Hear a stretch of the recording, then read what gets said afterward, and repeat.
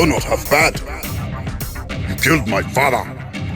Like father, like son. Welcome to the motherfucker. We're covering today's top boxing news. Okay, we'll start with this. Katie Taylor is set for her final fight. In her own words, she said, "We're still trying to figure out the details, but I do have one more fight this year. It's kind of like my retirement fight. I just want to fight in Dublin to end my career. Obviously, we're still hoping for Croke Park. We're hanging on to a bit of hope that it can happen. If it doesn't happen, there are plenty of options there. I have obviously fought in the 3 Arena a couple of times. The Aviva Stadium is also there. I'll be ending my career in Ireland, and I'm very, very excited about that." We knew this was coming. There's not much left for Katie Taylor to do in the sport except retire from it. She's done most, if not all, there is to do in the sport, having become an undisputed champion at 2 weights, having fought a who's who of her contemporaries from the moment she debuted as a professional, that now There's not much left to do. question is, in what is set to be her final fight as a professional boxer, who will she fight, since there is less and less emphasis on hanging on to the belts, knowing that after your next fight,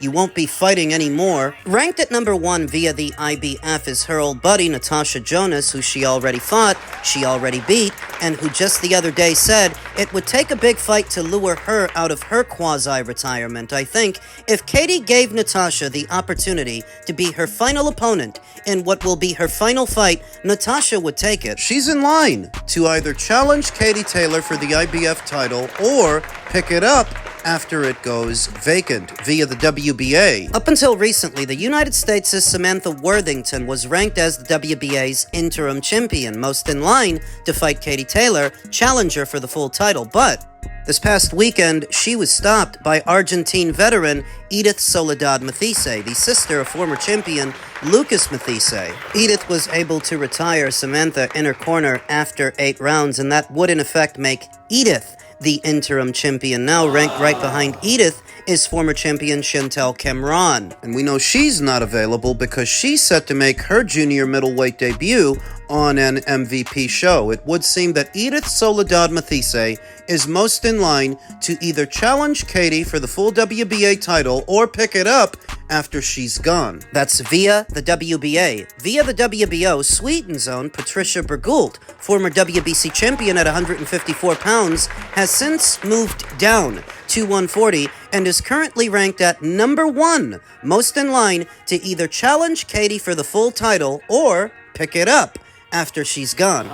Katie's next opponent for her final fight could end up being any one of those 3 girls, but it could also be someone else entirely. Since she knows she's not going to be boxing anymore, there's less emphasis on satisfying mandatories. Now that this is understood, there's less of a focus on hanging on to alphabet titles. In truth, The focus isn't even who she's going to fight in her final fight, so much as that it's her final fight. That's what marks the occasion, and that's the appeal. One last opportunity to see Katie box live. it's not about who she's fighting. Now, Katie's been boxing off-platform and under a different banner in her last 2 fights, both of which were promoted by MVP and aired on Netflix. I'm going to assume that this next one is going to be under the Matchroom banner on DAZN. She recently got married and in her last 2 outings made 2 very, very big scores, career high purses, enough to retire on, not even counting all the money she already made throughout her career. An estimated $6.1 million for the second fight with Amanda Serrano, and even more than that for the trilogy. Approximately $9 million. And that's just for her last 2 fights. Now, after she's gone, by way of the process of elimination, Clarissa Shields will move up from number 2 up to number 1 on the Ring IQ pound-for-pound list, and I assume most other pound-for-pound lists that don't already have Clarissa at number 1. Once Katie retires, that will effectively end the debate, since Katie will no longer be around for us to have it. Katie will be done fighting, but I don't know that she'll be completely done with the sport of boxing, as I could see her assuming a training or managerial role to help groom the next generation of women fighters. Like what we see from Amanda Serrano over there at MVP. Could see Katie Taylor doing something similar, but this is what they're working on. behind the scenes what will be Katie Taylor's final fight, and we'll see who she lands on as far as an opponent, a date, a location. We've got a rough idea, a rough draft. We'll see what gets finalized. Elsewhere in the world of boxing, they shouldn't be doing it. Frank Warren on the Mayweather vs. Pacquiao rematch. Frank Warren says Mayweather vs. Pacquiao 2 isn't boxing. Promoter Frank Warren isn't too enthused about the announced September rematch between Floyd Mayweather and Manny Pacquiao, saying he has no interest in watching the two aged combatants go at it, any more than he did with Mike Tyson and Jake Paul. Well, I would say that MAYPAC II is definitely a step up from a novelty fight like Mike Tyson versus Jake Paul. That was just a complete circus. This is a cut above that. Two esteemed professionals like Floyd Mayweather and Manny Pacquiao, two Hall of Fame fighters. I hope it's not going to be sanctioned by any of the governing bodies, Warren told Sky Sports. I've no interest in a 47-year-old fighting a 49-year-old. No more than watching Mike Tyson fight Jake Paul. To me, it's not boxing as I class it. Don't get me wrong, they're hitting each other, they're in the ring, and whether you're 49 or 20, those punches hurt. But at their age, they shouldn't be doing it. Mayweather hasn't had a sanctioned boxing match since 2017 and hasn't faced an actual professional boxer since 2015. Pacquiao has fought just once since 2021, returning last year to fight to a draw with Mario Barrios in a WBC welterweight title fight. Both have had exhibitions over the years and have more coming up. In April, Floyd Mayweather is tentatively set to face Mike Tyson, while Pacquiao will get in a ring with Ruslan Provodnikov. Mayweather vs. Pacquiao 2 will be a fully sanctioned pro fight. Though set for 12 rounds at the Sphere in Las Vegas on September 19th, the event will stream live on Netflix, an outlet that has specialized mainly in novelty-style boxing shows since entering the boxing arena. It should be said that if Warren were the promoter of the event, it's likely he would express very different public feelings about it. But does that make his candor any less honest? How interested are any of you in seeing a 47-year-old fight a 49-year-old in a rematch that's 11 years too late? The only thing keeping it afloat is the platform that means to carry it, is that it's on Netflix, because if they build it as a pay-per-view, I don't think for a second it would bring in what the first fight brought in. 4.4 million. Not at all. Not given their advanced ages, the aesthetic of their first fight, that for all of the build-up, it wasn't the barn burner, it wasn't the blockbuster people wanted it to be, and that piracy is at an all-time high. You wouldn't do 4.4 million with the rematch at this point. I don't think you'd do 2 million. I wonder if it would even do 1 million in today's landscape. So what saves it for everybody is that it's on Netflix. Because everybody has Netflix, and whether you're excited about the rematch or not, a lot of people, and I mean a lot of people, they're gonna watch it just because it's on. Not putting it behind a paywall is why. That Frank Warren is lukewarm on the rematch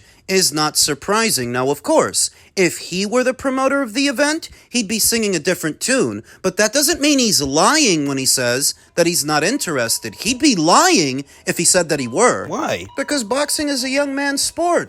And these two guys are anything but young. They're both approaching 50. That directly affects the quality of the fight and what you're watching. That these two fighters are so far removed from their prime. Can they still even put on a show? Put on a spectacle? Because that's what people pay to see. It's a nuanced situation. I firmly believe that this thing is going to be big, and I mean big. But it's mostly because of who's airing it. That Netflix has more than enough money to guarantee the fighters the kind of money they're looking for and make the fight available to as many people as possible. Netflix is the real reason this is going to be huge. But it's not the only huge story that's out there in the boxing space right now. What else has come out since Frank Warren's appearance at the kickoff press conference for Wortley versus Dubois, which he's promoting? Rumors are circulating in the boxing world that Queensbury is in financial trouble without a continued business relationship with Sella and TKO. The loss of those relationships has influenced Queensbury's threat to sue Sella and TKO. Rumors indicate that their announcement to the media of legal action was timed before their Wortley vs. Dubois press conference, which took place today, for an event which is struggling to sell tickets. Really? I'm surprised. Wortley versus Dubois seemed a white-hot fight to me. That seemed like a fight in the UK they wouldn't struggle to sell, but according to Ring Magazine, Ticket sales is struggling. Queensbury have not been promoting any Riyadh season fights since last November, and there are no plans for the two sides to work together in the future. There has been intensified concern among the stable within Queensbury when it has learnt that they were not being used as a promotional entity for Tyson Fury's big UK comeback in April, and this has led to a scenario where a number of their fighters are now seeking other promoters. Turkey They want to jump ship? and Sella were made aware that the rumors of litigation were leaked from Queensbury, and this has created an unrepairable rift due to Queensbury's cordial communications in the open and being volatile behind the scenes. It did feel like Frank Warren was holding his tongue and holding something back when he was asked to react to Tyson Fury's big comeback fight and how Queensbury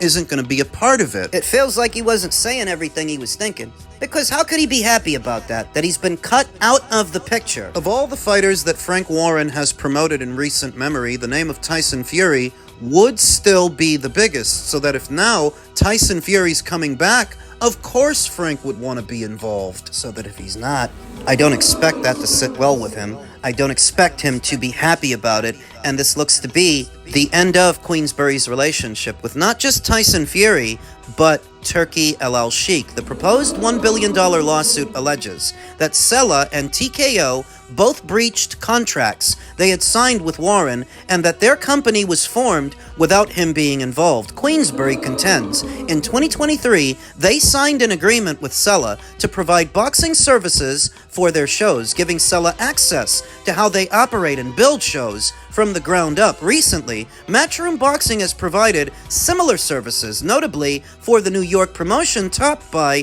Teofimo Lopez versus Shakur Stevenson. What I talked about in passing, the last 2 years Turki El Sheikh has been working with everybody, in effect, learning from everybody and learning about everybody. The first link-up for Queensbury with Saudi Arabia involved the crossover fight between Tyson Fury and MMA star Francis Ngannou. That was in October of 2023, and the British promotional company also claims that a contract between them and TKO was signed that gave TKO access to Queensbury's contract with Sella. Queensbury contended that information and the data was privileged and that the group subsequently left Queensbury out, breaching their respective agreements. It's reported that Queensbury will seek $1 billion for lost income, and Warren, it is believed, Billion fucking dollars. You're telling me old fish eyes Frank Warren thinks he can get that kind of money from these people? I don't know if he can, but what I do know is Frank Warren actually has decent record in the courts. When he does go to court, he usually wins.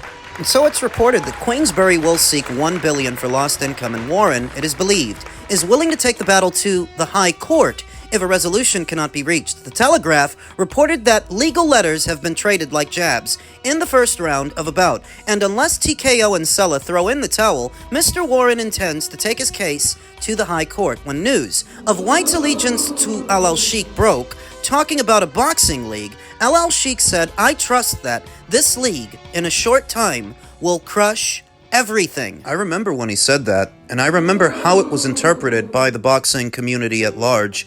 Who could El Sheikh have been talking about when he's been working with everyone, save Dana White, up until that point?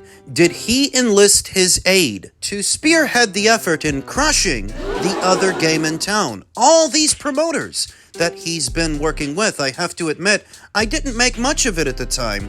I was naive. It was different in those days. I was a younger man. Younger man, it was just a few months ago. That doesn't make it any less true. Hindsight being 2020, that comment, "This will crush everything," Was that intended for Frank Warren? Was that intended for Eddie Hearn and everybody else when we now see how it is Zuffa is moving and acquiring fighters that other promotional outfits built? Those promotional outfits, the ones that Turkey means to crush with Zuffa Boxing, it's starting to look more and more like it is. Last 2 years, I always noticed how Uncle Bob kept a healthy bit of space, bit of distance between himself and Turki El Sheikh and everything happening at Riyadh season. When everybody else was happy to get involved, The Bob father was not as involved. Not as on board. Remember that when the Better Beeve versus Bivol fight was made, involving his man, Artur Betterbeeve, they didn't just truck that fight off to Turki El Sheikh and let him do whatever he wanted with it. Bob ensured that the fight landed on ESPN, his broadcast partner at the time. I did think that was curious. You've got the undercard happening on one platform and the main event happening on another. I did think that was curious. Maybe Bob Arum and the good people at Top Rank knew what could happen if they're too friendly, too folksy with Turki El Sheikh. Just because he comes in throwing around all this money doesn't mean you should trust this guy. Is this bad for us? No, not for us. For the content creators, it gives you that much more content to talk about. For the boxing fans and the customers, consider this. If it were Queensbury doing Tyson Fury's next fight, that would have been undoubtedly a pay-per-view, like the Italma versus White pay-per-view or the Wortley versus Parker pay-per-view. But as a result of Queensbury not doing his next fight, we're going to get to see it at no additional charge on Netflix as part of our Netflix subscriptions. So I would call that a good thing. A good thing for us, a good thing for me and you, the boxing fans, the customers. None of this is bad for us. It's bad for Frank. It's bad for the other game in town, the ripples and waves that Zuffa Boxing, Sella, and TKO are now creating. It makes their jobs harder, makes things more competitive. And what do I tell you about a competitive market? A competitive market is a healthy market because now everybody has to stay on their toes. They can't afford to get lax. Can't afford to be asleep at the wheel, not when TKO with their massive war chest is poaching fighters left and right. In the name of growing Zuffa's brand,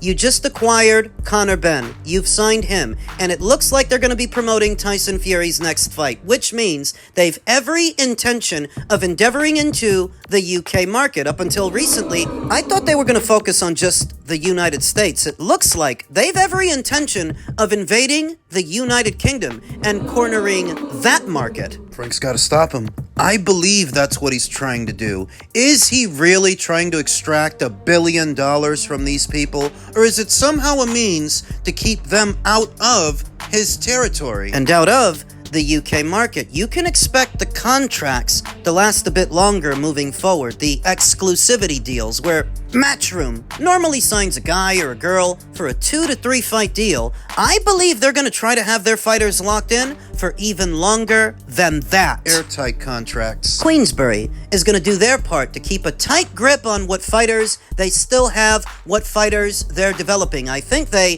need to form a tighter bond, a tighter relationship with not just Matchroom, but their compatriots in America, because what Zuffa Boxing seems to want to do, without saying it outright, is poach their fighters. All of the promotion and the work they've already put in, what they've built, Zuffa wants to take it from them. In essence, they want to take over. This is gonna get ugly. And the best part is, we get to watch.